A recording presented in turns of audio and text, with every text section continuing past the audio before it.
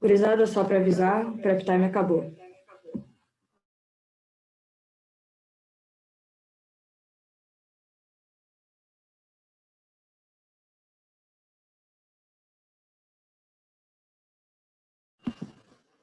Todo mundo está aqui?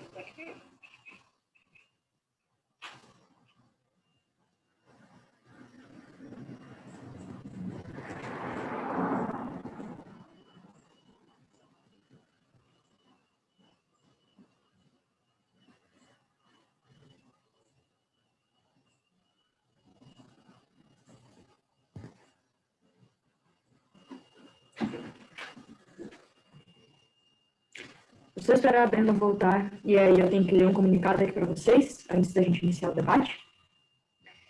Bom, antes de mais nada, meu nome é Maria Saldanha, vou estar diante de vocês neste debate, junto comigo, a identificando vai estar a Jéssica Peixoto e a Aline Terrão. Antes de mais nada, eu preciso ler um aviso aqui para vocês. Espero que todos estejam me escutando. O aviso é o seguinte: aviso legal. O presente evento, realizado pelo projeto extensionista Sociedade de Debate da João Pinheiro, será gravado e utilizado para uso interno/externo. A gravação poderá incluir dados dos participantes como vozes, imagens ou nomes.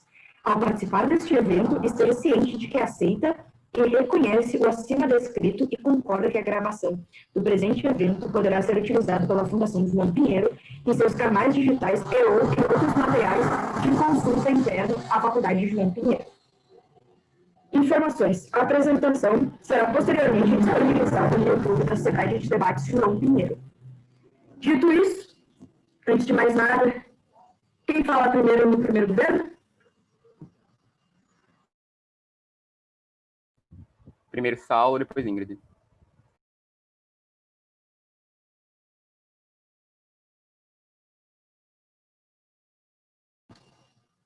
Na primeira posição? Primeiro Daniel, depois Carolzinha.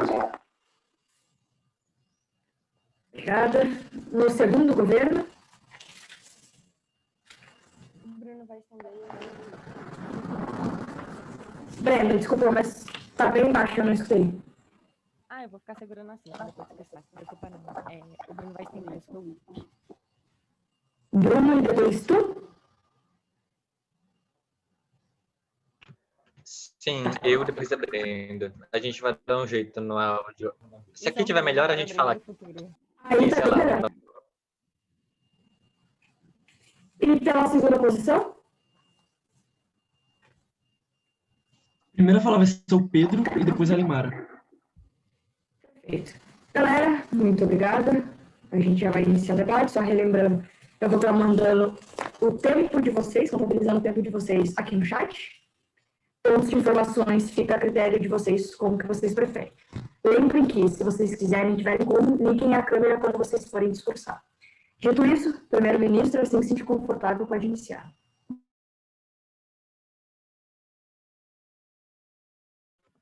Antes disso, Maria, eu gostaria muito de utilizar na semifinal o meu computador mesmo, né?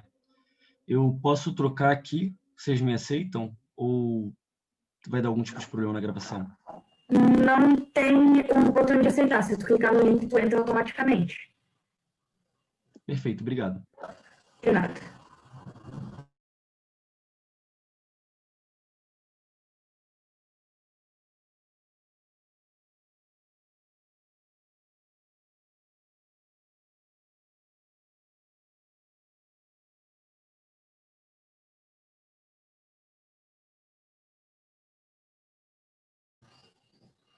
Pedro, assim que tu tiver ok, por favor, nos avise para o Saulo poder proferir o discurso dele.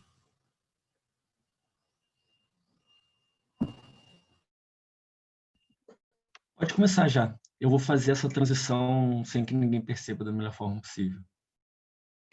Tranquilo, então, Saulo, quando se sente confortável, pode iniciar. Todo mundo me ouvindo? 1, 2, 3, 1, 2, 3. Perfeito.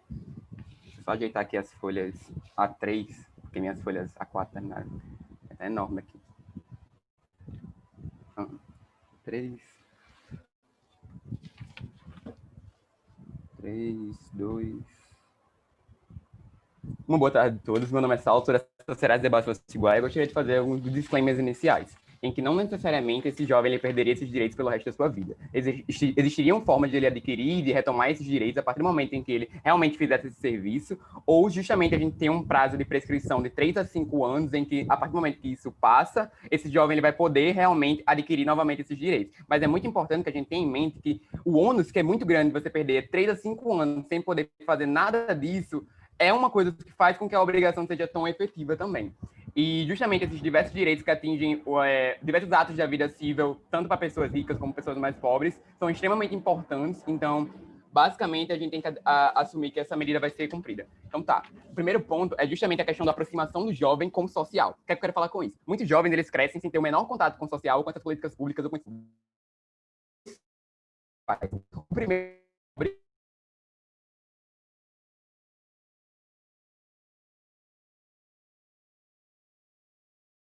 serviços públicos. Bem pobre, do jovem mais de classe baixa, que vai precisar desse suporte, dessas que possuem uma família numa situação de vulnerabilidade, precisam, por meio de uma métrica de necessidade e de sobrevivência, daquele dinheiro que está saindo dessa medida pública. Então, isso é muito bom. Por quê? Porque muitos desses jovens, eles precisam dessa oportunidade e muitas vezes não encontram.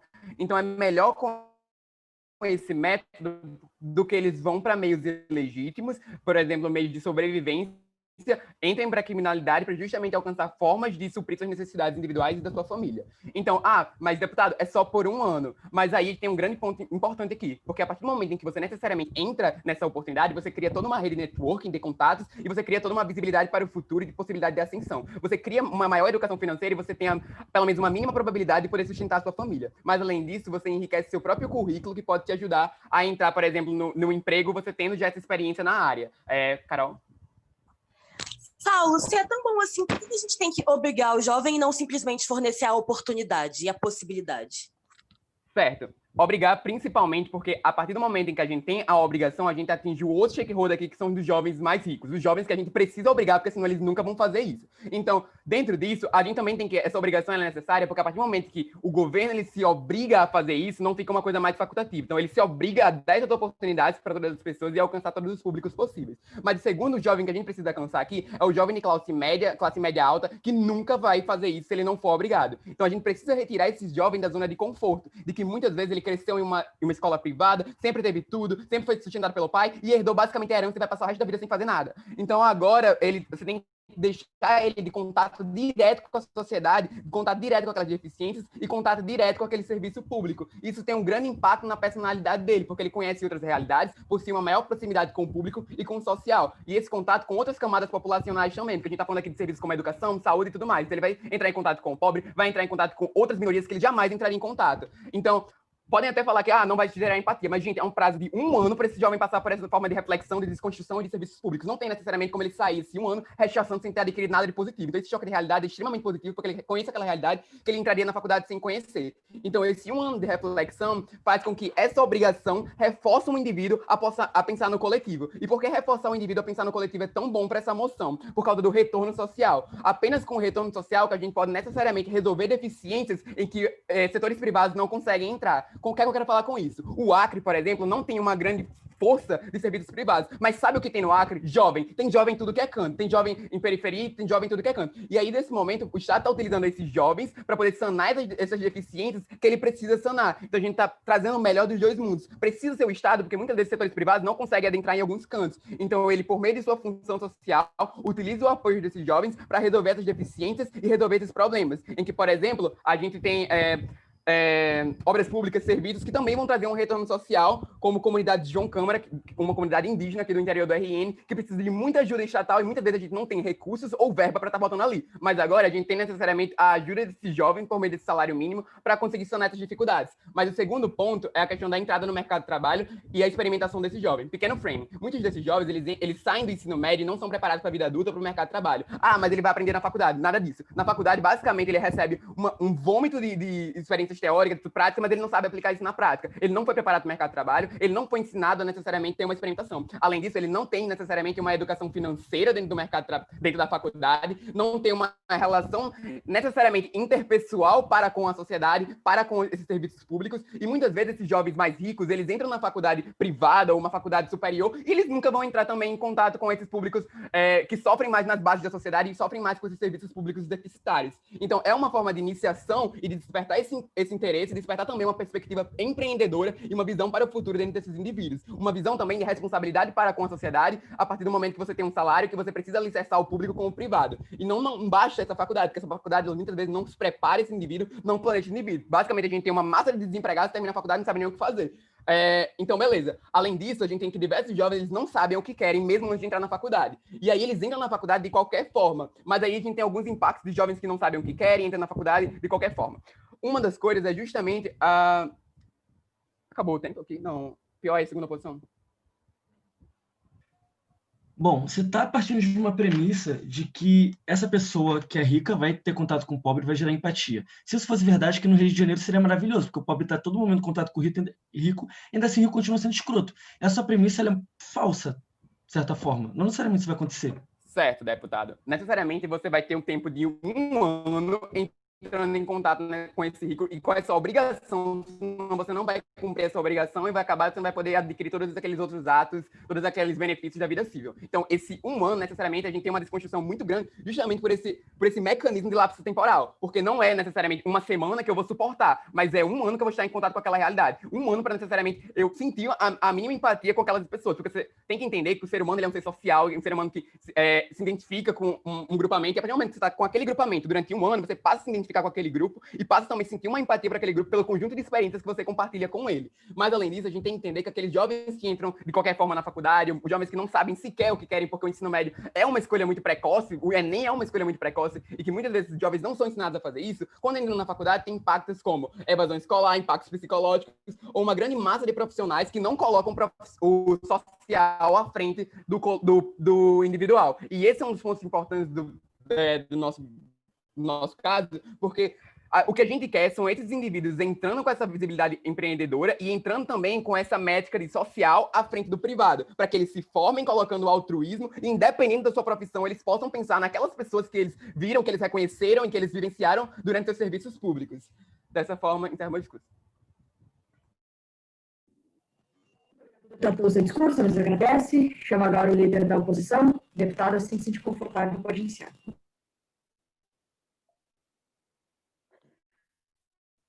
Vocês conseguem me ouvir tranquilamente? Deem só um joinha, por favor. Tá. E firmemente a liberdade e os direitos civis dessa população. A gente está falando aqui de privar essas pessoas de, inclusive, ter acesso à educação, como, por exemplo, a universidade, certo? Agora, por que isso fere os direitos civis dessas pessoas? Porque é justamente uma ruptura do contrato social que é feito. Essas pessoas já contribuem com a sociedade, essas pessoas já pagam impostos como todo indivíduo, essas pessoas já estão inseridas em todas as lógicas de contrato social, nas responsabilidades que elas têm como indivíduo, nos deveres que elas têm que cumprir como cidadãos. Não existe nenhuma obrigatoriedade, nenhum dever daquelas pessoas de contribuírem para a sociedade, mesmo que isso fosse acontecer perfeitamente, mesmo que isso fosse o melhor cenário possível, tudo bem? A gente não pode ferir e privar as pessoas da autodeterminação, dessa possibilidade de livre associação empregatícia, justamente usando o poder coercitivo do Estado para forçar aquela pessoa a trabalhar para o próprio Estado. Isso, na verdade, é você fazer com que o Estado tenha um paternalismo estatal com essas pessoas, como se o Estado soubesse o que é melhor para aquelas pessoas em todas as circunstâncias, para todas as pessoas em qualquer condição, e é uma domesticação dos corpos das pessoas que tolhe o direito de ir e vir dessas pessoas e não considera, de fato, a liberdade que elas têm e coloca elas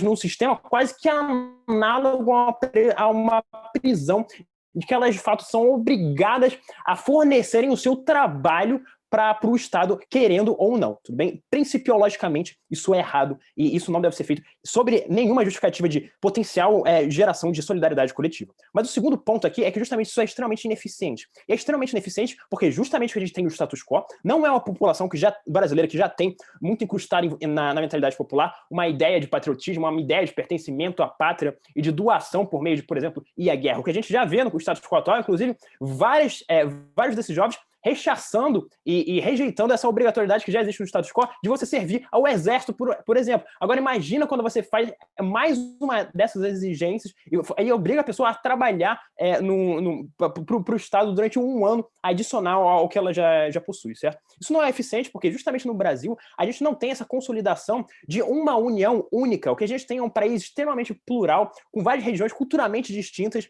sem nenhuma história de união e que de fato ligue culturalmente toda essa população, para de fato as pessoas terem um sentimento de pertencimento tão grande e quererem de fato contribuir para esse bem público, como o próprio primeiro governo já admite. Se ele próprio já admite isso, o que a gente acontece, o que é mais provável quando a gente obriga essas pessoas a participarem desse serviço, é você gerar um backlash, um sentimento de ódio, um sentimento de raiva, um sentimento de não pertencimento, um sentimento de que, na verdade, você está tendo seu direito privado e tolhido por algo que sequer, principiologicamente, é justificado. Isso não vai gerar esse senso de solidariedade coletiva, isso não vai gerar esse senso de patriotismo, isso vai gerar, na verdade, inclusive um ódio em relação ao próprio Estado que está privando a sua própria liberdade individual, ok?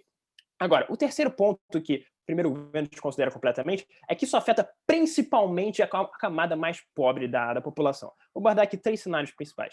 Primeiro deles, quando você está justamente impedindo essas pessoas de entrar na faculdade, você está fazendo com que várias dessas pessoas que vêm de uma camada mais favorecida da sociedade, que poderiam conseguir entrar na universidade por meio de políticas de cotas ou qualquer política afirmativa nesse sentido, ou até mesmo participando de cursinhos populares, elas sejam privadas, elas sejam tolhidas desse direito, que poderia ser fundamental, um instrumento crucial de ascensão social, não só para elas, mas inclusive para a própria geração e para a própria família dela como um todo. Você está reforçando ainda mais esse elitismo das faculdades públicas de modo geral, porque essa pessoa pode não conseguir recuperar esse tempo que ela vai perder tendo que trabalhar, esse tempo que poderia ter sido crucial para ela, de fato, se dedicar a fazer um cursinho pré-vestibular, desse tempo dela, de fato, se dedicar àquela atividade em específica. Depois que você perde essa janela, a pessoa já tem uma idade mais avançada, já é mais difícil para ela, de fato, ingressar nessa... por exemplo, tentar o vestibular normalmente, porque ela já perdeu, já esqueceu todos os conhecimentos que ela teve do ensino médio, de modo geral, e ela já está numa idade avançada, já foi inserida no mercado de trabalho, é muito mais provável que ela, agora que já começou a trabalhar, continue trabalhando e se engaje, de fato, com o trabalho, do que, de fato, tentar retomar um estudo, principalmente no Brasil, em que a gente tem um grau de abandono escolar ainda muito significativo. O segundo cenário é justamente nas questões em que, de fato, tem uma parcela da população que consegue fazer alguns cursos técnicos já profissionalizantes, inclusive no próprio ensino médio, certo? E esses cursos técnicos já permitem aquela pessoa conseguir algum trabalho depois de formados no ensino médio, que consiga ter uma remuneração um pouco maior do que o salário mínimo. Agora você está pegando essas pessoas que teriam uma possibilidade e que investiram tempo durante o seu ensino médio na capacitação e na sua profissionalização para ter um futuro melhor, para ter, de fato, um trabalho que pagasse mais do que o ensino médio, agora você está forçando elas a darem um passo atrás, retrocederem e justamente serem forçadas a aceitarem um trabalho que paga menos para elas. Isso não é positivo, isso não é libertador de modo algum para essas pessoas, certo? E o terceiro cenário é justamente quando você tem essas pessoas que só um segundinho. Quando você tem essas pessoas que, de fato, poderiam, ter essa possibilidade de ter alguma exceção em relação a isso, pessoas que não teriam nenhuma oportunidade de trabalho depois de formadas no ensino médio, mas para essas pessoas você não precisa ter nenhuma obrigatoriedade, você pode simplesmente convencê-las, informá-las dessa possibilidade, que elas, usando o próprio livre-arbítrio delas, já optariam por esse meio. Então, a bancada do governo não é comparativa em nenhum momento em mostrar por que, de fato, a obrigatoriedade seria essencial para essa camada da população. Eles, inclusive, desviam esse foco e focam em outro stakeholder, falando que seria somente uma questão focada nos mais ricos. Vou aceitar a POI da segunda defesa, se tiver. Então, vocês fazem uma contraproposta de que o ano cívico seja implementado, porém de maneira opcional. Bom, a gente faz essa proposta de que, se o Estado, de fato, quiser implementar essa política pública, as pessoas, de fato, quiserem abraçá-las, não há nenhum problema. Não necessariamente a gente vai implementar isso, mas isso pode ser uma via se, de fato, quiserem implementar essas questões, essa política pública de modo geral. Ok, continuando aqui, por que isso é muito ruim para essa população mais pobre de modo geral? Principalmente porque agora você vai estar gerando ainda mais essa narrativa de que o Estado, que já cobra imensamente impostos dessa população, e a população pobre é a mais onerada no Brasil com impostos, esse Estado que, na mentalidade da população, já tem uma elite política extremamente cheia de privilégios e abarrotadas de dinheiro, inclusive tendo uma mentalidade anti-establishment da população, com todos os escândalos de corrupção que surgem, você está implantando mais uma sementinha naquela população e naquele jovem para se revoltar contra os Estados, contra o Estado, para se revoltar contra as instituições e para, de fato, sentir menos pertencimento ainda das instituições públicas e de todo o poder público de um modo geral. Você gera muito mais afastamento e não esse senso de solidariedade coletiva como o primeiro governo vem propor para a gente e não oferece, de fato, nenhum mecanismo para trazer plausibilidade para essa ideia. Muito orgulhoso de meu povo.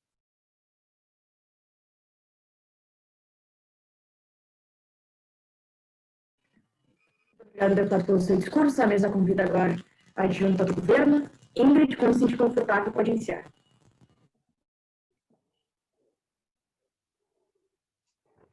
3, 2, 1. Eu só testando o microfone. Tá todo mundo escutando? Acho que sim.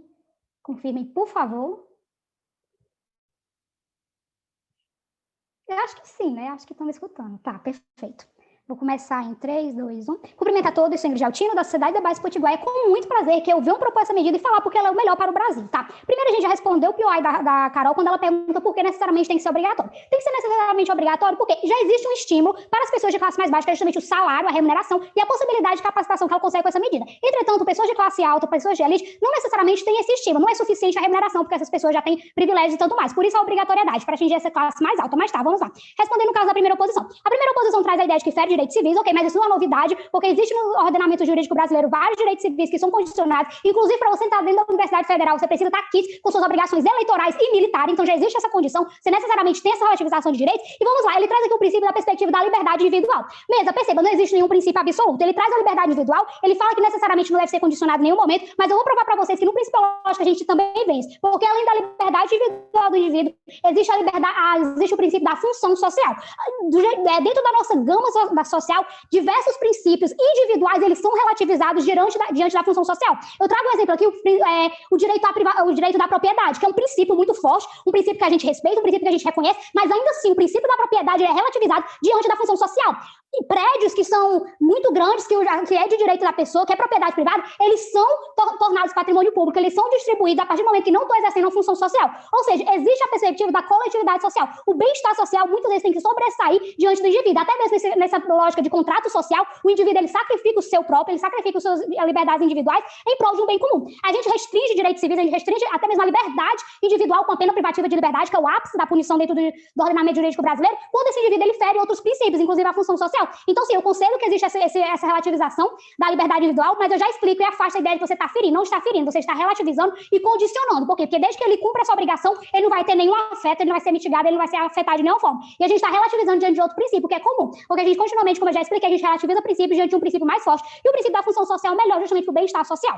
Mas tá, vamos lá. Eles nos falam do efeito backlash. Primeiro, a gente já explicou que isso não tem tanto impacto, não tem tanta relevância a partir do momento que a gente entende que é o indivíduo que escolhe a área que ele vai atuar. É muito contra-intuitivo a gente achar que todo mundo não tem uma área de identificação. Gente, tem área ambiental, saúde, educação, militar. Não é possível que essas pessoas não se identifiquem com nenhuma área. Então, isso já mina o efeito de possível ódio quando você tem a possibilidade de escolher a área que você quer atuar. E ainda assim, mesmo, se eles fizerem a contragosto, eu não acredito que eles vão ficar com ódio muito grande. Eu acho que um ano nesse contato obrigatório não seja um ódio muito grande, tendo em vista que ele não vai estar sendo torturado, ele não vai estar sendo punido, na verdade, ele vai estar recebendo uma remuneração normal, como qualquer operariado, como qualquer trabalhador. E ainda assim, que ele esteja contra gosto, isso não tem nenhum impacto prático na realidade, porque ele não vai sair ferindo as pessoas, ele não vai sair maltratando ninguém, porque existe um ordenamento jurídico que priva isso, e ainda que ele esteja contra gosto, desde que ele esteja fazendo a função social dele, colaborando para o bem-estar social, muito orgulho em propor que ele prossiga contra gosto.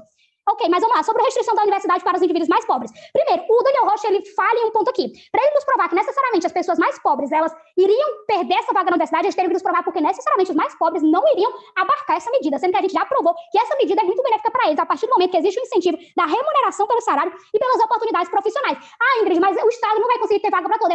Isso é contra-intuitivo, isso é filho do governo. A gente entende que a partir do momento que o Estado obriga, ele tem sim vagas, ele tem um dever, ele é destinatário, então ele tem que abarcar essas pessoas. Então, como eu estou dizendo, essa ideia de que os mais pobres, eles vão ficar afastados da universidade, a gente diz que não, eles não seriam os mais afetados por isso, porque sim, existe um incentivo muito forte para que eles abarquem essa medida, já que ela é tão favorável a eles.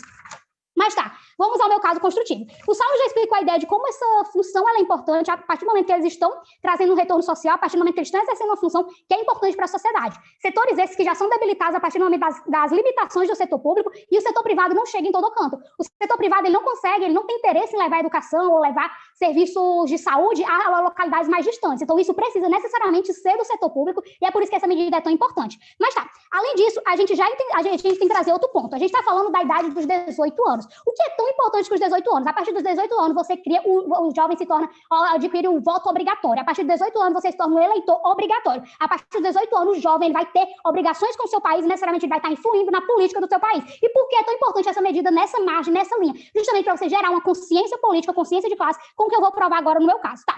A gente já falou, 18 anos, a idade de voto obrigatório. Necessariamente agora ele vai ter a opção de estar influenciando dentro dos governantes, dentro de quem vai subir ao poder. Então a gente precisa entender que essa nova classe de eleitores, eles têm que ter consciência crítica. Essa nova classe de eleitores, ele tem que ter tato social, ele tem que ter empatia social, ele tem que sociabilizar e saber entender que existem necessidades dentro do país dele, que existe uma comunidade mais necessitada, ele tem que ter essa empatia, essa ligação social. E por que isso é tão importante com essa medida? A partir do momento que a gente cria esse ano cívico, necessariamente esses indivíduos de 18 anos, eles vão ter esse contato social, como a gente já provou. Isso é tão importante para que eles possam recepcionar vivências sociais. Isso é importante para que eles possam compreender que existem realidades distintas. Você está furando a bolha dos privilégios. Você está inserindo esse novo eleitor, que necessariamente vai estar impactando na política, na escolha dos seus futuros candidatos. Você está inserindo ele em uma realidade que é muitas vezes distante dele, como o Saulo falou, porque pessoas de classe média alta, eles vivem uma bolha privilegiada, eles não reconhecem esses privilégios, eles não têm noção das disparidades sociais que existem lá fora. Isso é importante justamente para você gerar conscientização dentro desse indivíduo. Mas antes de prosseguir, pode falar, Daniel.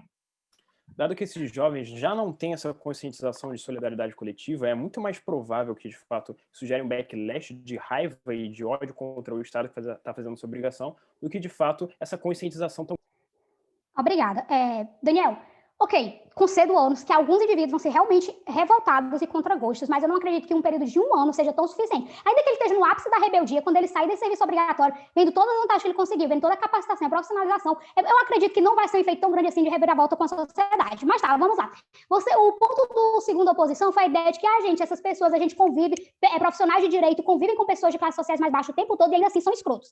Mas vamos lá, a gente tem que entender que ainda que existe uma elite muito alta, que é a minoria da minoria da minoria da minoria, que realmente é egoísta e escrota per si, porque tem muitos privilégios e está cego o suficiente, a gente tem uma grande parcela que compõe o centrão político, que são jovens que não votam na esquerda, que não elegem, que não têm consciência política, não por egoísmo, mas na verdade por desconhecerem vivências, por eles não conhecerem as realidades diferentes da deles. Então é justamente esses jovens, esse centrão, não esses escrotos por natureza, egoístas por natureza, mas essa sociedade que é capaz de mudar, esses jovens que podem ser alcançados, que podem ser ativados pelo mecanismo da empatia, que eles só precisam ter as bolhas de privilégios deles quebradas e serem inseridos na realidade distinta. São esses jovens desse centrão político que devem ser alcançados por essa medida. A capacidade de conscientizar eles, gerar criticidade, eleitores que tenham capacidade justamente de selecionar políticos melhores é importante justamente pelo bem social. Porque assim, se eles são inseridos nessa sociedade, nessa realidade, eles vão adquirir vivências e essa vivência é importante para que eles tenham consciência de que ele vai colocar no poder, para que eles tenham consciência de que não podem ser influídos por populistas ou líderes que maltratam as minorias, que eles tenham esse senso, esse tato social. E somente por essa medida eles desenvolvem isso. Muito orgulho em propor.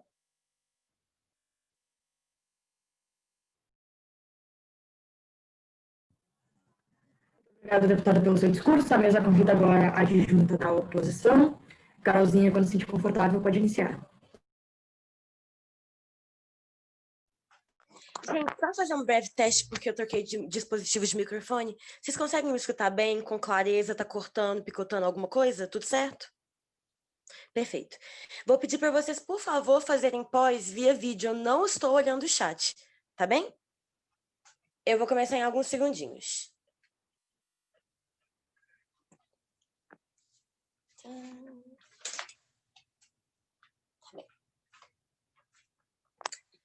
5, 4, 3, 2, 1.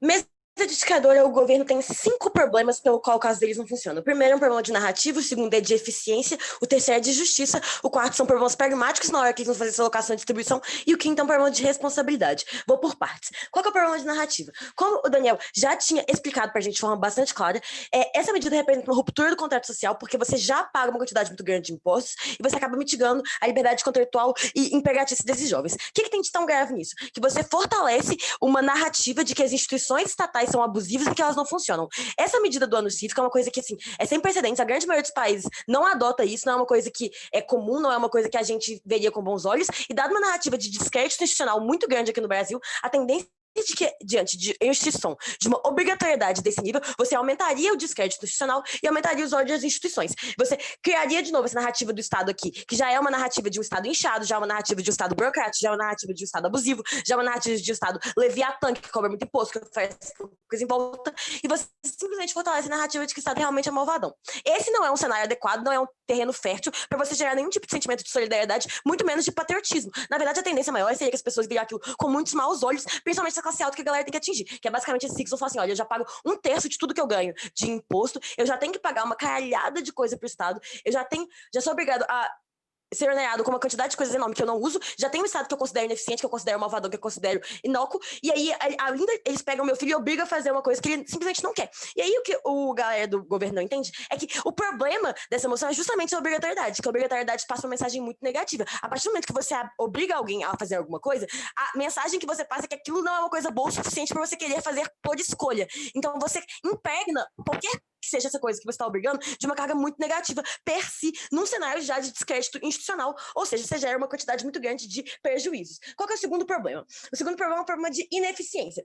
Primeiro, o Daniel já explicou que esse sentimento de patriotismo ele tem que ser criado de dentro do povo para fora. Não tem como um Estado simplesmente ir fomentando o sentimento patriota nos seus cidadãos por meio de obrigatoriedades. Geralmente, o sentimento de patriotismo, de nacionalismo, de solidariedade, de responsabilidade coletiva, ele vem muito mais de uma perspectiva de empatia, de identificação, vem muito mais de uma perspectiva de você simplesmente conseguir fazer as coisas, e isso tem que ser cultivado de forma não obrigatoriedade, porque a forma da obrigatoriedade ela gera um backlash muito grande. E você não tem uma possibilidade de você efetivamente gerar essa solidariedade, etc., porque o que você vai gerar é aversão. Você vai simplesmente pensar aquilo como uma perda. O terceiro problema é um problema de justiça, e eu vou explicar por que é injusto. Primeiro, o Daniel já falou da questão do custo técnico, vou voltar nisso, para uma quantidade muito grande de famílias pobres, elas sabem que os seus jovens não vão ter tempo de fazer uma universidade, elas não vão ter tempo de fazer isso, então eles investem em cursos técnicos do ensino médio como uma forma de, primeiro, impedir a evasão escolar, segundo, garantir que assim que ele saia do ensino médio, ele já tenha um meio concreto de ganhar uma quantidade de dinheiro maior, que ele pode precisar, sim.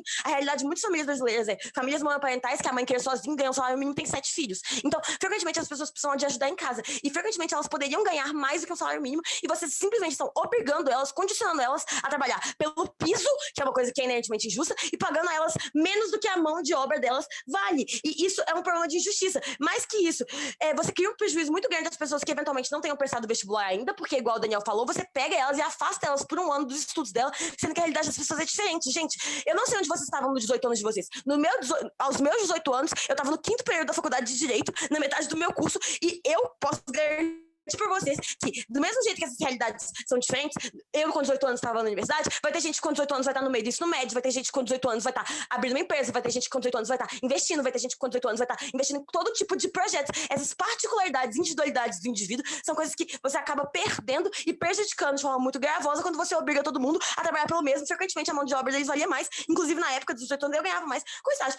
E uma coisa assim, não tô só trazendo meu caso pessoal, porque é uma coisa impactante, nem nada do tipo. Tô tentando provar pra vocês que a realidade das pessoas é diferente, você botar uma régua etária é uma coisa errada. E outra coisa que as pessoas tendem a ver com maus olhos, tendem a fazer com má vontade tudo aquilo que elas são obrigadas. Então, você gera um problema pragmático em 4 instâncias. A primeira, você tem uma probabilidade de ter um serviço bastante pior no serviço público. A partir do momento que você faz aquilo porque você é obrigado, não porque você quer, não porque você gosta, não pelo salário, e não adianta você falar assim, não, as pessoas vão fazer bem porque elas estão sendo pagas. Gente, salário mínimo é salário mínimo. Tem bilhões e bilhões de cargos de emprego que você ganharia o salário mínimo fazendo outras coisas. Inclusive, tem jeitos de você ganhar mais que o salário mínimo trabalhando menos com algumas outras profissões alternativas. Tem como você, por exemplo, trabalhar como Uber, revendedor autônomo, tem como você fazer várias e várias coisas que, inclusive, te garantem mais renda aos 18 anos de cara. Então, a gente tem um problema de qualidade de serviço que a galera vai fazer com má vontade. Segundo, que é o problema de distribuição de vagas.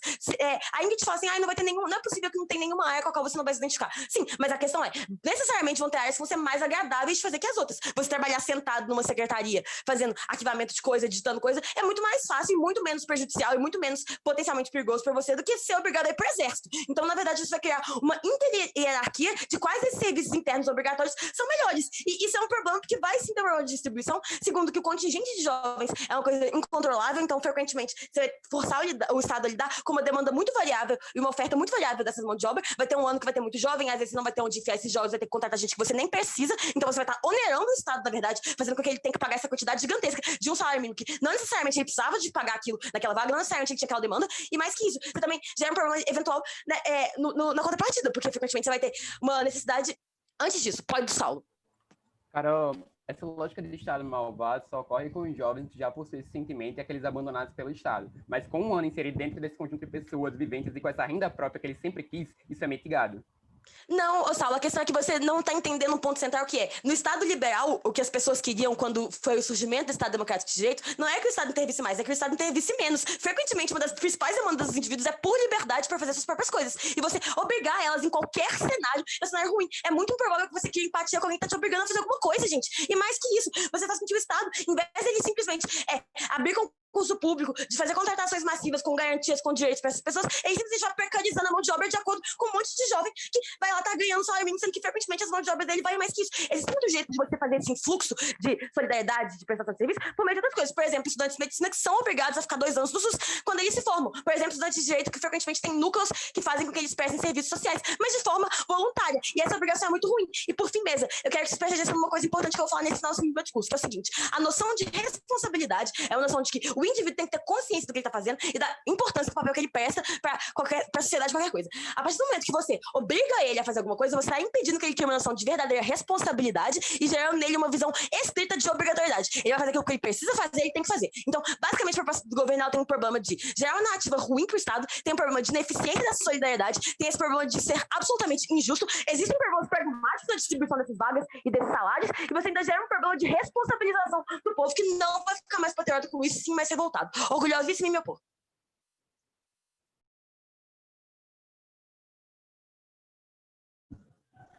Muito obrigada, deputada, pelo seu discurso. A mesa agradece. Chamamos agora a extensão do governo catarinense ao debate das segundas casas.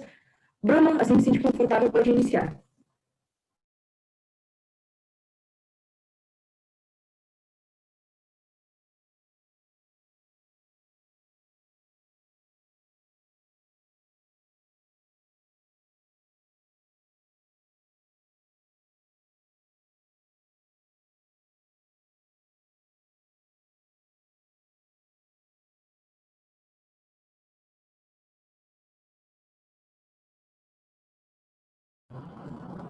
Bruno?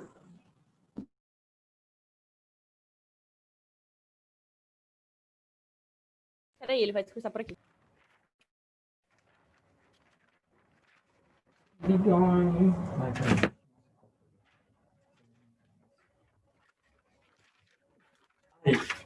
que eu tirei o seu fone, eu vou ficar muito confuso. Eu tirei já, relaxa. Ah, tá. Mas vai sair isso no... Não precisa mesmo. Mas eu tenho que escutar o pode, se você receber.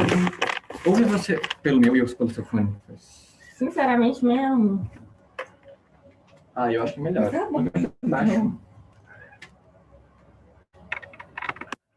Eu quero que você vai ouvir minha voz meio que 2 vezes. Ai, dá o seu jeito. Ai, me dá meu celular. Não, tá querendo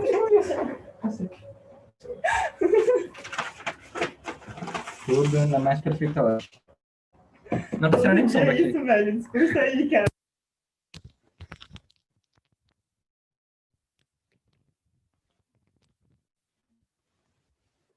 Ai, tava ligado o microfone esse tempo todo. Ô, gente, alguém fala alguma coisa? Só pra ver se tá certinho. Hey. Alguém fala alguma coisa, por favor? Oi, Carol. Tá, Você me escuta? Te escuto.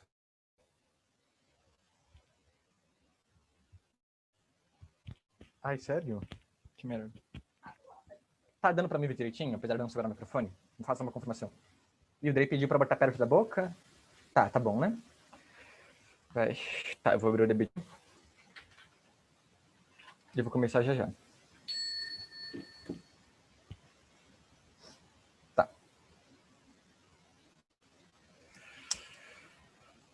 Vou começar em alguns segundos.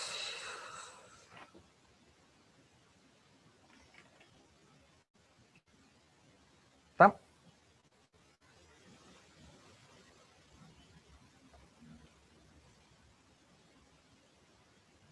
Três, dois, um. Primeiramente, é completamente falso que isso vai ser ruim para os pobres. Para a maioria dos pobres, isso vai ser literalmente a salvação, vai ser algo essencial para a vida deles. Isso vai ser um mecanismo massivo de de igualdade social, de redistribuição de recursos. A primeira posição pegou muitas coisas erradas. Primeiro, a universidade ainda é um privilégio no Brasil. A maior parte dos pobres não sai do ensino médio pensando em faculdade. Por mais que você esteja morando, estamos muito longe disso. A maior parte dos pobres também não tem nem mesmo acesso ao salário que um técnico recebe, por exemplo. E mesmo os pobres que conseguem ingressar na universidade, frequentemente ingressam um pouco mais velhos mesmo, não é imediatamente depois que saem do ensino médio. Então, para eles não vai ter dano nenhum, vai ser extremamente importante para eles. Segundo, a quantidade de dinheiro que você ganha, que é um salário mínimo, é uma coisa que muda a realidade de uma família. A própria Bolsa Família, que é tipo R$200, muda a realidade das famílias. O salário mínimo, então, muda muito mais. É uma coisa que a família muito pobre pode consumir, é uma coisa que muda a condição de vida de uma família, principalmente para uma família que tem jovens desempregados. Terceiro, o desemprego que é endêmico no Brasil e que ataca principalmente os jovens, uma das principais dificuldades que você tem em obter emprego é a falta de experiência. Então, jovens que conseguem trabalhar em um ano, num setor de interesse deles, num setor onde eles sentem que ele pode ser útil, vão ter muito, muito mais facilidade de conseguir um emprego, de conseguir subir um pouco mais a vida depois, e para eles vai ser muito bom. Não tem disso, a contraproposta de vocês é que o negócio não exista ou vai ser opcional. Vocês realmente se contradizem em alguns pontos, então, infelizmente, não dá para tratar qual que é o mundo da oposição nesse debate, infelizmente. Mas se isso fosse opcional, a maior parte dos pobres da classe média baixa provavelmente ia acertar. O que vocês falam que é injusto, que as pessoas que a gente estaria efetivamente obrigando serão as pessoas mais ricas, a classe média, as pessoas que não precisam desse salário mínimo, que não vão ser elas diretamente beneficiadas por isso. E você está injusto e principalmente incorreto.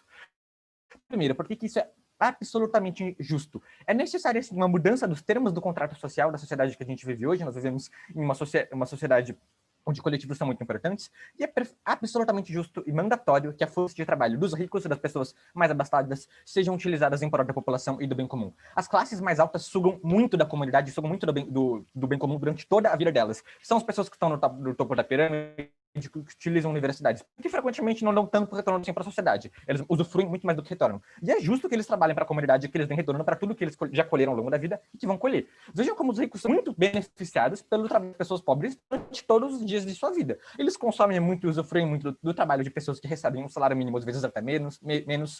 Eles têm a segurança deles financiada pelos impostos dos mais pobres, eles têm frequentemente a educação deles em universidades públicas de excelência também financiadas pelo imposto dos mais pobres, eles ficam ricos, vão para algum trabalho de elite ou se tornam empresários e usufruem ainda mais do trabalho do coletivo no que eles consomem e no dinheiro que eles acumulam. É justo e é necessário essa mudança dos termos de contrato social e que essas pessoas, pelo menos ao longo de um ano, contribuam para o bem comum. É completamente justo que os que tiram tanto, que os que usufruem tanto da sociedade, que são os mais ricos, que são as pessoas que provavelmente recusariam esse mundo opcional da oposição, contribuam ao longo de um ano trabalhando. São pessoas que provavelmente tiveram bom acesso à educação, que é a área de interesse deles seja uma área que seja bastante produtiva, que usufra bastante para a sociedade, então eles vão ser como um estagiário da comunidade do Brasil pelo período de um ano. Eles vão contribuir um pouco com tudo isso, é perfeitamente justo e é necessário.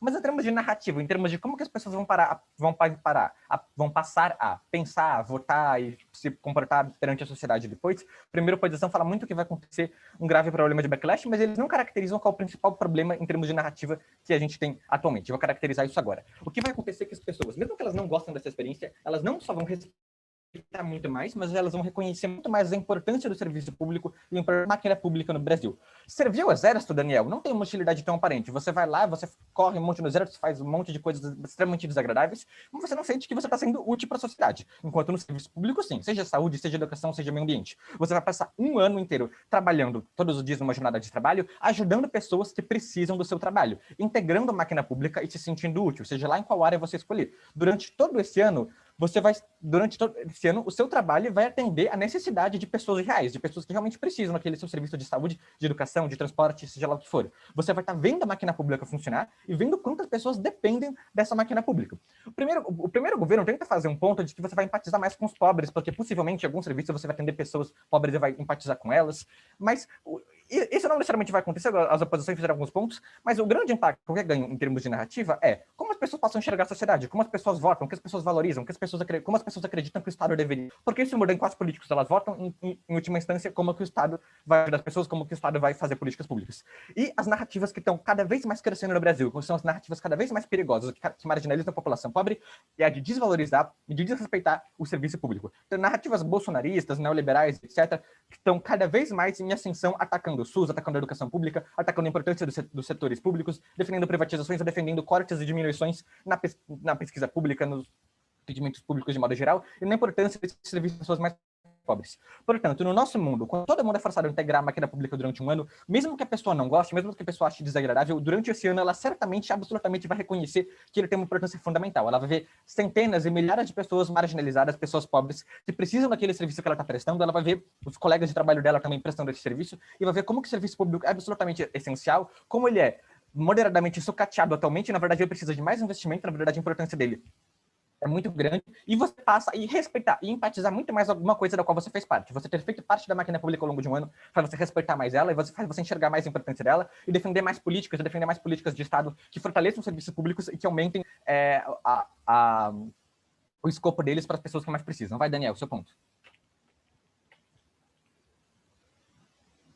Daniel, você tá mutado, cara. Dado que o Estado brasileiro ainda é extremamente ineficiente e precarizado, aos ricos verem isso, o único impacto que isso vai ter é de reforçar essa convicção pré-definida. Não, Daniel, porque as pessoas vão estar vendo que o serviço é sucateado, mas que ele é importante. Você vai ver as pessoas precisando absurdamente do serviço. Você vai ver as pessoas na feira do SUS precisando de saúde. Você vai ver as pessoas precisando do serviço que você presta. E você vai ver como você, enquanto servidor, se empenha e ajuda muitas pessoas, mas tem muitas outras que não conseguem essa ajuda porque o serviço não recebe investimento suficiente. O que a pessoa vai perceber? Durante deve se investir nela, em que ela é uma coisa que é essencial para uma massa de milhões de pessoas que são pobres que precisam desse serviço. E esse respeito que você gera pela máquina pública, esse reconhecimento de importância que você vê pela máquina pública, mesmo que você odeie o ano que você passar, porque você prefere estar fazendo outra coisa, muda como as pessoas votam, muda como as pessoas enxergam a importância do Estado para a sociedade, muda como as pessoas enxergam que o Estado deve se portar perante serviços que as populações mais pobres precisam. E assim você tem menos discursos bolsonaristas e neoliberais em ascensão, e você tem candidatos e políticos que defendem serviços públicos com mais investimento, com mais escopo, que defendem que essa é a maneira certa de você atender a população mais marginalizada, vão ter essa ascensão. Essa mentalidade do que é importante, a mentalidade de que esse tipo de serviço público, que esse tipo de atendimento estatal é importante para muita gente, que o Estado deveria atuar dessa maneira, e você só consegue fazer as pessoas perceberem isso se elas passarem um ano integrando essa máquina pública, porque com essa integração você reconhece a importância disso, você passa a respeitar muito mais, e você vê o quanto as pessoas precisam desse serviço. Muito orgulho em propor.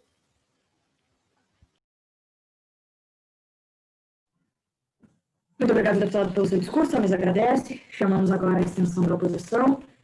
Ele, assim se sentir confortável, pode iniciar. Beleza, antes de mais nada, eu queria saber se está todo mundo me ouvindo. Pedir para vocês colocarem sim aí.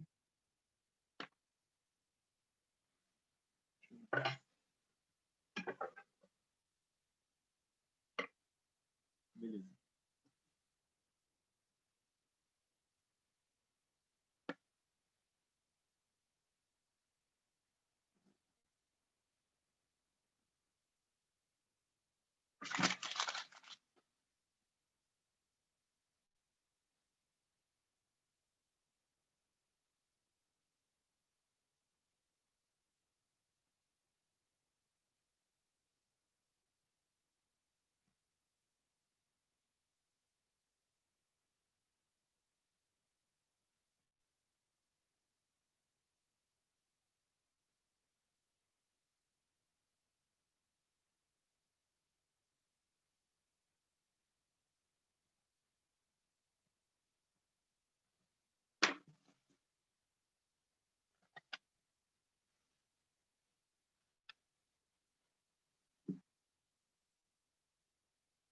Tá, vou começar aqui. Foi mal, demorou, acho que demorei. Mas enfim. Vamos lá. 3, 2, 1. Bom, meu primeiro argumento vai ser abordando um ponto que o próprio Daniel Rocha tentou trazer, mas ele não traz isso muito bem. Vamos lá. Eu acho que a primeira oposição, como um todo, tenta trazer muitos argumentos, mas infelizmente são um pouco aprofundados. Então, é que eu vou trabalhar e vou trazer mecanismo para coisas que não foram trazidas dentro desse enxurrada de informação que a primeira oposição tenta trazer. Vamos lá. Quando você leva um jovem sem treino, sem nenhum tipo de experiência, um jovem de 18 anos que está vindo com toda uma carga de personalidade, de zonas ricas, de falta de empatia, muitas vezes essa pessoa mais rica, ela até age com preconceito com pessoas mais pobres. Quando você traz essa pessoa para o serviço público, e essa pessoa, ela pode ter um descontentamento, ela está descontentada em estar ali, ela de classe média alta, ganhando um salário merreca, tendo que conviver com aquelas pessoas que ela não queria estar convivendo. O que acontece? Será que realmente em um ano tudo vai ficar bonito e de repente todo mundo vai gostar de pobre? Nossa, pobre é lindo, eu fiquei um ano com eles. Não, claro que isso não vai acontecer. Existe uma bagagem de fucking 18 anos tendo esse tipo de aprendizagem, de certa forma, que não tem empatia pelo pobre, que não experienciou essas coisas que o pobre passa, e não vai ser um ano. E mesmo se isso acontecer, e não vai ser um ano que vai mudar. E mesmo se isso acontecer daqui a 2, 3 anos, ele esquece, ele volta para dentro da bolha dele, ele vai conviver com as pessoas que ele convive, ele vai se afastar da pobreza. Então, se a bancada de oposição está se trazendo nessa premissa, está dando argumentos como melhoria no voto, políticos melhores, todos esses argumentos vai ser em uma premissa, que vai ter empatia, que você vai virar o último alecrim dourado do campo. Mas a verdade é que não é essa. Essa mudança de empatia não é tão fácil, a mudança de personalidade não é tão fácil. É como eu falei, isso é assim aqui no Rio de Janeiro. O pobre está toda hora com o rico, a favela está do lado da zona mais rica. Nem por isso as pessoas são tão legais assim. Esse contato simplista de um ano não vai melhorar isso. Então, isso vem por queda. Então, você vai pegar essa pessoa e colocar dentro de um serviço público. Primeiro ponto. Você faz isso, essa pessoa está em descontentamento, pessoas infelizes, elas trabalham mal, elas trabalham pior, trabalham de forma grosseira.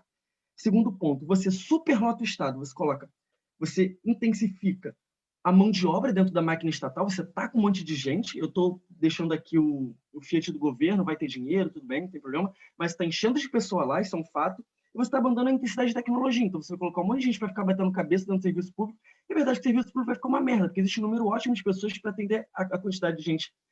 Não adianta você superlotar com um monte de gente incapaz, com um monte de gente infeliz, para atender o povo. E quais são os impactos disso? Coisa que a primeira bancada não traz.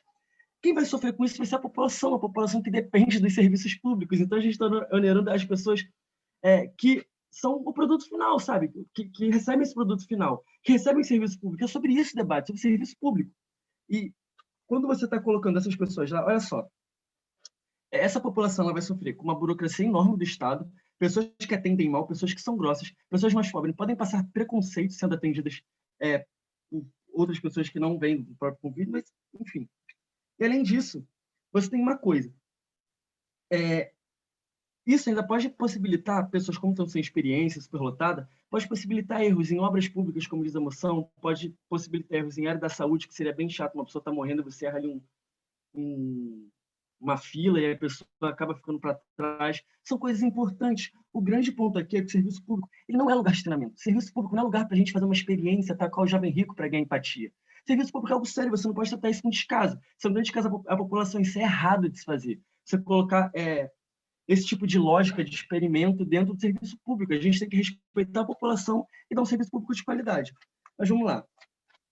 Para o segundo ponto aqui. Aqui, o Daniel, eu vou até repetir o que o Daniel fala para ver como eu estou aprofundando de fato esse argumento. Olha, ele fala sobre a pessoa vai lá para o mercado de trabalho, perde um ano, o rico vai para a faculdade, ele solta literalmente esse claim, sem essa lógica, o rico vai para a faculdade, enfim. Não entendi muito bem como ele quis dizer isso, porque, na verdade, o pobre também vai estar perdendo, o rico também vai estar perdendo um ano, etc. Mas eu vou explicar qual o problema e como que isso interfere na desigualdade social. Vamos lá. Vamos caracterizar a pessoa pobre aqui. A pessoa pobre, ela precisa muito de dinheiro, ela é pressionada pela família a entrar para esses tipos de emprego e não estudar, porque a família tem todo um contexto cultural de que não teve pais, avós e bisavós estudando numa universidade pública, por exemplo, então você tem essa pressão da família, que vai colocar, não, meu filho, você tem que trabalhar, vai lá trabalhar. Então, beleza. Você tem uma família que se acomoda com aquela renda, porque quando aquela renda entra, você muda de patamar, isso dá um prazer muito grande para aquela população. Então, sabe o que acontece quando esse pobre ele vai para o serviço público? Ele se acomoda. Agora, vamos lá, vamos caracterizar o rico. O rico, ele vai lá, trabalha, já pensando na hora de sair, ele não vai ter empatia, ele não vai, sei lá, virar o alecrim dourado. E o rico, ele vai lá trabalhar, mas já querendo sair, já pensando em várias coisas que ele vai fazer depois.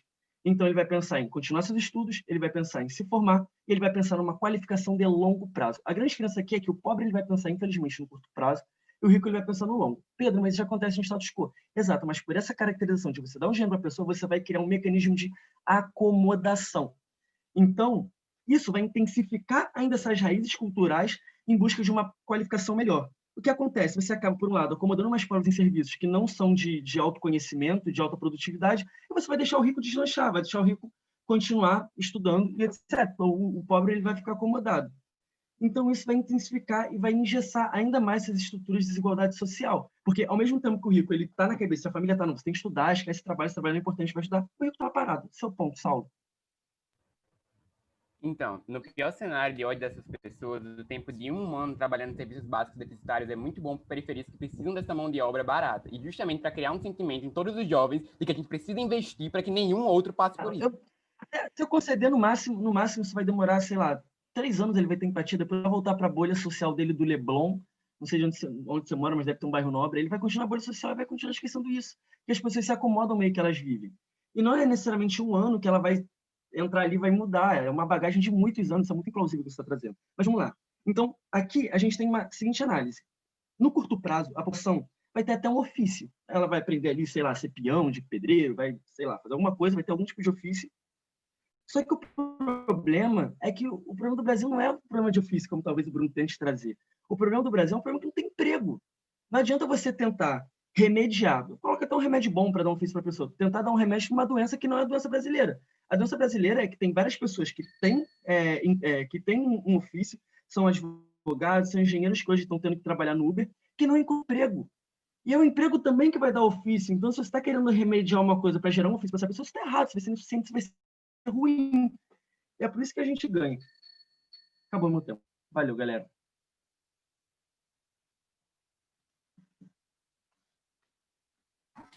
Muito obrigada, deputado, pelo seu discurso. Talvez agradece. Chamo agora a extensão do governo. Deputada Brema, se sente confortável, pode iniciar.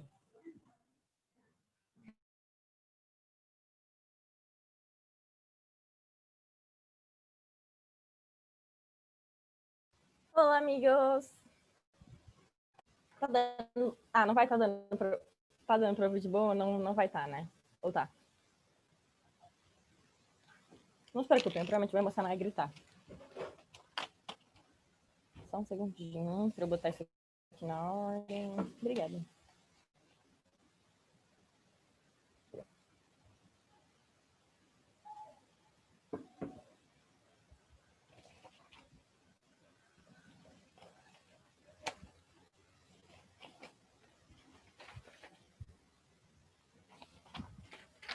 Me sinto pronta. Vocês também?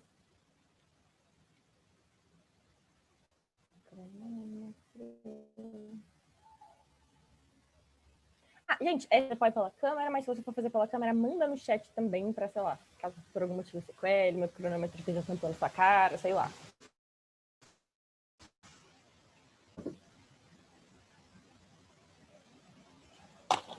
Três, dois, um. Nossa principal diferença em relação ao primeiro governo e também o motivo pelo qual a gente ganha esse debate é a falha do primeiro governo já foi exaustivamente exposta pelas oposições, até mesmo no ponto de informação espantalhado que o Drey faz sobre o Rio de Janeiro para o primeiro governo. Isso já demonstra o quanto é que eles tentam usar um mecanismo de contato, um mecanismo de vivência que não gera tanta empatia. Assim, o mecanismo deles é muito válido quando eles falam no sentido de tempo, compartilhar a experiência e como essas coisas são importantes para aprofundar um senso comunitário. Isso de fato não acontece. Se fosse por isso, tipo, a gente tem esse tipo de vivência, etc., em lugar da escola e a gente não cria solidariedade e comunidade, não. Eu particularmente odeio uma parte bem significativa da galera que estava lá comigo no ensino médio, mas mais que isso, mesmo se não houvessem exemplos práticos, isso é bastante insuficiente para gerar algum senso real de altruísmo. É bastante real a gente pensar que a pessoa mais privilegiada na sociedade hoje vai, sei lá, pensar no pobre que ela atendeu há 3 anos atrás, quando ela for, sei lá, tomar uma decisão eleitoral, tomar uma decisão no negócio dela, quando ela vai pagar para o funcionário dela, etc. Essas decisões tendem a ser muito mais movidas por outro tipo de coisa. Eles erram, basicamente, em uma coisa, que é o que acontece depois com essa pessoa privilegiada, em específico, depois da experiência, partindo da premissa de que acontece algum senso de empatia. Isso não é verdade. O que acontece e o que o Bruno nos diz que acontece é respeito mais plausível do que nos traz o primeiro governo, porque o respeito, que é um negócio que tem que ser de fato desenvolvido em uma salinha ideal, com CNTP, os caralhos, a utilidade é aquela basicamente um conhecimento. Você sabe que aquele serviço é diferente e você, de certa maneira, incorpora isso. Independente, viu, Drey? Se você odeia essa pessoa ou não, note, mesa de justificação, que várias das refutações que o Drey, quase todas, na verdade, as refutações que o Drey dá acabam se aplicando apenas ao primeiro governo, justamente porque batem nesse ponto específico da empatização, que não afeta a gente. Por quê? Porque conhecer a importância de existir aquele serviço é uma coisa stakeholder. Que é o stakeholder que mais faz diferença, que a galera rica que não aderir, que a gente quer mesmo obrigar a aderir, porque sim, Daniel, tipo, o que a gente quer fazer aqui é uma mudança no contrato social. Agora vai ser uma nova obrigação, é isso aí, galera. E ainda que isso não seja aqui uma nova obrigação para a cidadania, justamente por isso que a ideia do do ano cívico. O que acontece com essas pessoas que passam por essa experiência, em específico essas colegiadas, elas têm um entendimento de como é a máquina pública, que tipo de pessoa é atendida por essa máquina pública. Você começa a ter, por exemplo, uma noção proporcional, uma métrica mesmo, que você não teria na sua cabeça de nenhuma outra maneira, a não ser pela vivência, se o Estado não fizesse um determinado programa. Por exemplo, se você trabalhar em uma área organizacional, porque você vê planilhas, esse tipo de coisa. O que acontece é exatamente o quanto esse fato altera o seu comportamento no futuro. A Ingrid, ela até arranha um pouquinho a importância de você estar, por exemplo, conscientizando a população, enquanto uma população eleitoral que vai votar efetivamente, mas ela não chega no cerne, que é o impacto e a relevância disso. Quem chega é o Bruno, que fala o quê? O quanto esses discursos neoliberais, etc., são extremamente danosos, porque elegem reiteradamente pessoas que sucateiam ainda mais a máquina pública, que fazem críticas que a gente sabe que são completamente irreais e desproporcionais à máquina pública, que basicamente se importam com isso mesmo. A gente elege legislador, presidentes com esse tipo de narrativa. O nosso impacto que a gente tem do nosso lado a gente tem uma chance de tentar dar uma mitigada no sucateamento. O que o ano cívico faz? Que a gente tem o ano cívico, ele meio que coloca um patamar cívico mínimo. Agora a pessoa tem esse mínimo de compreensão dessas coisas que eu falei. Ela entende as métricas minimamente do Estado, como que o Estado funciona, quem ele simples, mas que são muito a chave para fazer o quê? Para barrar discursos irreais de infuncionalidade, etc, etc. Aí vocês podem falar, mas alguns desses discursos são reais. Ótimo, a população vai conhecer e vai ativamente saber reconhecer e saber ativamente pedir pelo que melhorar. O que acontece é que a gente vive em um Brasil que é extremamente precarizado o serviço público. E a nossa diferença com o primeiro governo eles nos dizem que a pessoa vai se tornar mais branda por um motivo de empatização, mas isso não é verdade. A decisão que você toma, por exemplo, quando você vai elogiar alguém, é uma decisão que você toma com base no que você sabe. E é muito mais fácil você cair em, sei lá, fake news do bot bolsonarista, se você se a gente não efetivamente obriga as pessoas. A oposição nem se faz, você blindar as pessoas de fake news bolsonaristas sobre o SUS não funcionar. Eu também me perguntei isso antes da eleição de 2018. Se pergunte o quanto essa narrativa misleading, falaciosa, tem tido influência, infelizmente, em muitas eleições por aí, e o quanto é que é importante, mais do que nunca agora, a gente está colocando esse patamar mínimo. Daniel, agora. Dado que as pessoas vão poder escolher, com a garantia de que elas não vão ir justamente para aqueles locais, que elas já têm alguma simpatia, que elas já têm alguma particularidade, portanto, sei lá, daí concedeu tá no primeiro governo. No meu cenário, ela só precisa reconhecer a utilidade. Ela pode fazer isso mesmo que ela esteja trabalhando em um lugar que você goste. Ela vai fazer em um lugar que ela tem simpatia, bola para o primeiro governo que falou que vai desenvolver empatização também. Beleza, mais diferenças em relação ao primeiro governo, que também acabam um pouco sendo comparativas com as oposições. Eles, obviamente, falam dos benefícios que tem para as pessoas pobres, etc, etc. O Daniel tenta fazer uma distorção, tentar falar que isso vai parecer de alguma maneira ruim para os pobres, seria um tipo de tempo perdido. A Carol até dá alguma plausibilidade para isso, quando ela fala de questões do curso técnico, etc, vem nesse sentido, na análise de injustiça dela, mas a lógica é a mesma, uma lógica de tempo perdido, de que esses jovens pobres poderiam ter algo efetivamente melhor. Sei lá, isso é irreal, tipo, é incomparável a dedicação. O número de pessoas que perderiam de estar recebendo melhor depois aos 18 anos, e o número de pessoas que, por falta desse tipo de oportunidade, são jogadas a subemprego, tanto em quantidade quanto em relevância. Inclusive, esta que o Bruno já inaugurou, uma das maiores dificuldades que os jovens têm em obtenção de emprego, inclusive no setor privado, e especialmente com salário digno hoje, é justamente a falta de experiência. Bingo, nós conseguimos, inclusive, dar uma mitigada bastante significativa disso. Várias das coisas que a Carol fala também excludentes assim, tipo, sei lá, o startup, alguns outros projetos não precisam ser efetivamente interrompidos para a gente fazer isso. E se alguns projetos têm que ser interrompidos, meio que isso que agora leva isso como base. E mesmo se a gente tiver que comprar alguns ônus, tipo a interrupção de alguns tipos de projetos, etc, etc, comparem esse pequeno ônus de atrasar as coisas por um ano com todos os benefícios que a gente tem de estar efetivamente blindando a nossa sociedade de alguns dos problemas mais graves que a gente tem. Inclusive, preparando melhor os jovens para eles não chegarem em uma posição de desemprego, preparando melhor as pessoas, independente da vontade delas, porque a gente está preparando elas com conhecimento que elas não podem recusar. É o fato que o Estado funciona assim, que ele atende essas pessoas e que ele é importante dessa maneira, e esse reconhecimento de importância ele acontece justamente até por quantidade. Você não precisa empatizar para você efetivamente reconhecer isso. E por todos esses motivos, a gente traz benefícios do que acontece durante essa pessoa, o quanto essa pessoa pode ser útil para o Estado, para prover serviços melhores, para melhorar ainda a máquina pública, e o quanto é que isso estabelece um patamar mínimo que combate a precarização desses serviços tão importantes em um país que está em desenvolvimento, que tem uma parte significativa da sua população pobre que precisa desse tipo de coisa. Por todos esses motivos,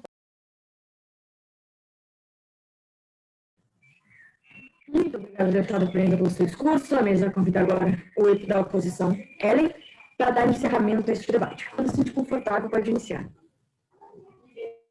Gente, vocês estão me escutando? Respondem pelo chat, porque eu não estou vendo a câmera. Beleza. Então, vocês fazem um pode, por favor, pelo chat. Ai, meu Deus. Então, eu vou começar. Em 3, 2, 1. Primeiro, faço uma pergunta para o segundo governo que eles não responderam, que foi o primeiro ponto trazido pelo Bruno. Como que vai mudar? Ele falou que vai mudar a realidade de famílias pobres, por exemplo, com 1 ano de emprego. Mas como que vai mudar a realidade de uma família com 1 ano só de salário? Resposta, não muda. Logo, eles perdem esse ponto, porque eles não explicaram como que isso vai acontecer. Porque é completamente implausível nesse sentido. O fato de você ter uma desigualdade, e eles trouxeram até da desigualdade social, etc e tal, mas olha só, veja que tem uma diferença. Se você coloca essa premissa do governo, ela parte do princípio individual, porque você vai implantar alguma medida que vai atingir literalmente o indivíduo. Então, você tem uma desigualdade social, que é um problema histórico, que é um problema conjuntural, não é justificativo para você interferir na liberdade do indivíduo de uma pessoa, porque você está culpabilizando um indivíduo específico por uma desigualdade que é histórica, que é conjuntural, que é mais culpa do governo do que do próprio indivíduo rico que fica no seu condomínio. Então, os governos, eles tratam como se o contato com o pobre vai causar uma empatia. Isso é muito pouco provável, vou explicar isso ao longo do meu discurso.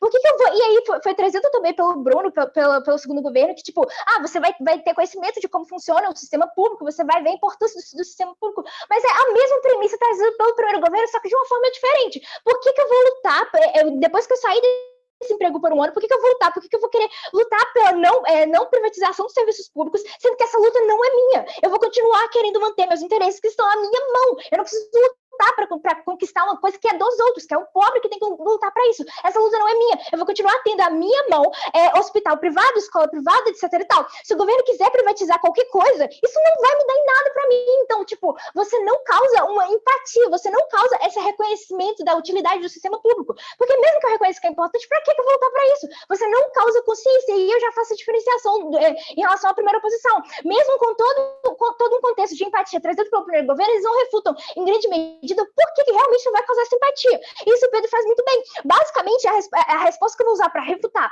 os governos em geral e também para fazer uma diferenciação da primeira posição, que eles não fizeram isso, é que tanto reconhecer a utilidade do sistema público quanto ter empatia precisa de uma única coisa, que é consciência. Você mudar a consciência daquele indivíduo, mudar a consciência de que ele tem sim privilégios. A partir disso, e só a partir da consciência, que é duradouro, que é muito mais duradouro do que 1 ano só, porque além desse 1 ano ser obrigatório, não ser por livre e espontânea vontade, você não consegue isso por meio do método do governo. Então, basicamente, você tem impactos mitigados, você não tem nem sequer esses impactos. Eles disseram que, tipo, vai ser uma grande vantagem no currículo, esse foi ponto trazido pelo primeiro governo, que você vai gerar uma experiência, etc e tal. Isso é verdade, porque todo mundo vai ter no currículo essa experiência. Então, essa geração de empatia também não vai acontecer, porque, primeiro, na hora de você, tipo, depois, já que todos os jovens vão passar por esse programa do governo, basicamente, todo mundo vai acessar o mercado de trabalho com a mesma formação básica. Então, basicamente, você não vai ter um diferencial para aquela população que recebe aquilo, e, basicamente, ou seja, você não vai ter aquele grande diferencial de, eu tenho experiência e você não, porque todo mundo vai ter uma experiência básica. Então, ou seja, os impactos são mitigados do mesmo jeito. O primeiro-ministro, ele disse que, inclusive, os jovens ricos, eles nasceram, cresceram meio rico. Ele até falou isso, esse frame, que, tipo, meio de escola particular, etc, sabe, com um tanto de regalia. Só que no cenário do governo, esses jovens vão continuar tendo várias regalias, etc. O emprego obrigatório não vai causar essa empatia, porque, basicamente, eu vou continuar tendo meus privilégios. E outra, se fosse algo que você trouxesse por livre e espontânea vontade, essa empatia ela vai ser só por meio da livre e espontânea vontade que essa empatia ela vai ser construída. Porque o indivíduo, basicamente, a minha empregada é pobre, eu já tenho contato com essa população pobre. A minha empregada é pobre, a pessoa que dirige, que me leva para todos os lugares no carro é pobre. Eu tenho um monte de gente que trabalha na minha casa é pobre, eu já tenho contato suficiente. Então, tipo, não vai mudar. Então, tipo, essa empatia ela tem que ser construída na mentalidade do indivíduo. Essa preocupação com o outro, que é a necessidade de você mudar a realidade do outro, ela não é feita obrigatoriamente por uma medida do governo durante um ano, porque basicamente ela, por si só, ela é obrigatória e você tem que criar uma consciência naquele indivíduo. Só por meio da consciência de que você, sim, é muito privilegiado, tem uma galera que tem uma grande desigualdade social e que tem uma galera que não tem nem 1% do que você tem, só você tendo essa autocapacidade de que você pode mudar alguma coisa, ou seja, por meio da consciência que se constrói ao longo do tempo e não por um ano só, você vai conseguir mudar isso. Basicamente, se você não tem a consciência, você resume no máximo os benefícios para um ano, isso basicamente não vai gerar uma consciência que vai impactar a longo prazo. E se todo mundo desse debate quer impactos a longo prazo, isso não vai acontecer porque você não vai ter os impactos dessa reflexão real.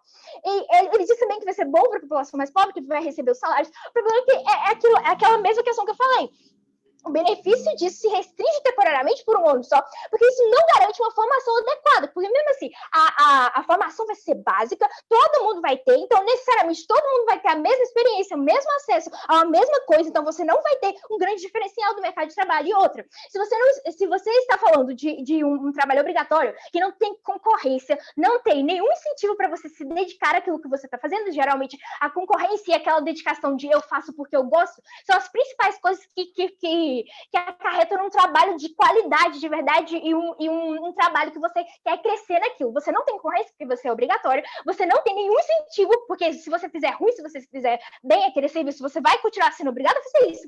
Muitos jovens alocados em funções que eles não querem, imputos por essa obrigatoriedade arbitrária do Estado, é muito provável que sequer ele se dedique àquilo que ele está fazendo. Ou seja, você tem um gasto excessivo de investimento absurdo do governo, coisa que não vai ter ganho pragmáticos a longo prazo, nem reflexivo, e nem no sentido do mercado de trabalho também, porque o mercado brasileiro ele sofre de baixa qualificação da mão de obra. Então, você tem muita mão de obra para empregos de baixa qualificação, mas para altos empregos, basicamente, para altos empregos, você não tem uma galera qualificada o suficiente. Isso não vai resolver com a questão dos governos. E, basicamente, o governo vai gastar, em grande medida, pagando para todos esses jovens, coisa que ele poderia estar investindo necessariamente no que o mercado de trabalho carece, que é uma melhor formação dessa galera, no ensino superior, no ensino básico e em outros fatores. Então, basicamente, você tem um impacto muito mais duradouro e muito mais possibilidades de o governo investir na educação, que é realmente uma formação que o mercado de trabalho está exigindo, porque o que não falta é galera com formação muito básica, tipo, eu sei fazer trabalho de pedreiro,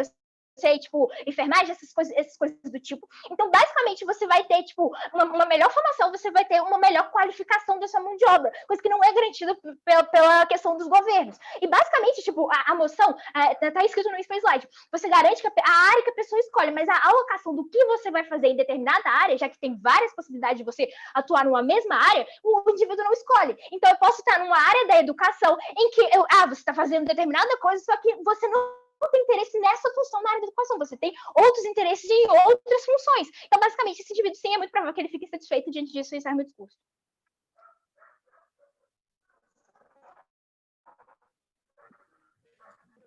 Pelo seu discurso, a mesa agradece, a mesa também agradece a todos pelo debate. A gente vai fazer a deliberação lá no Discord, na sala de dedicação. Então, eu, Jess e a Aline iremos retirar agora. Por